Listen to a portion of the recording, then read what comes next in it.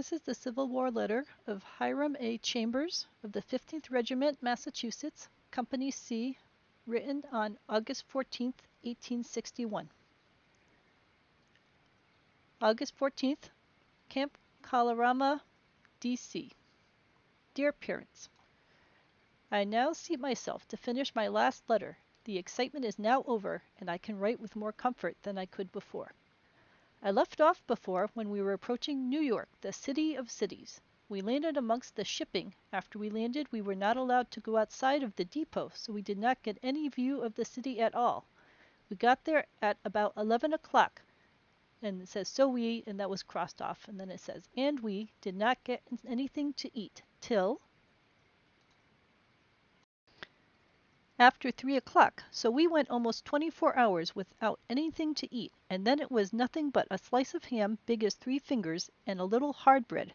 That is hard work and poor pay. About 5 we started for Amboy to take the cars for Philadelphia.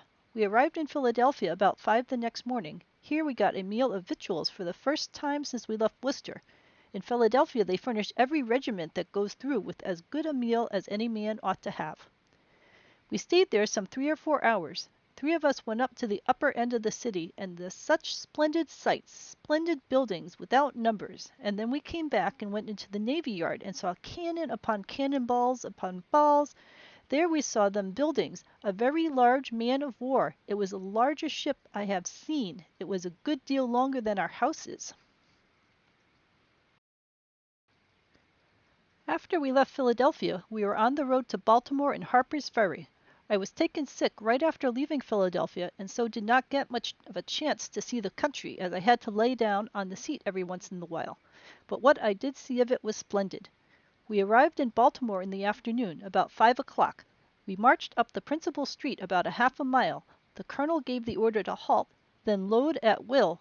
Some of the folks looked terrified, but then we meant to stand firm and sure and be prepared. And although I was hardly able to hold my head up, I carried my knapsack, gun, and accoutrements with 12 rounds of ammunition for 3 miles, having eat only a little since I left Philly. In the evening we started, as we supposed, for Harper's Ferry in cattle cars, and they were not passengers, but cattle cars.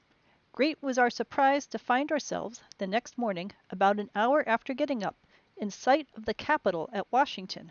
After we got into depot, or rather stopping, we got out and marched about a mile up by the Capitol into Pennsylvania Avenue to our quarters, where we stopped till next morning, when we started for our present place of encampment, which brings us up to the present time.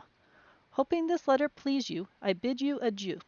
From your loving son, Hiram. Direct your letter as follows, and I shall be sure to get it wherever I am. Hiram A. Chambers, Headquarters of 15th Regiment Mass. M. Company C, Washington, D.C. Please give these directions to Marilla. I suppose you have received my other letter. There was $3 in it.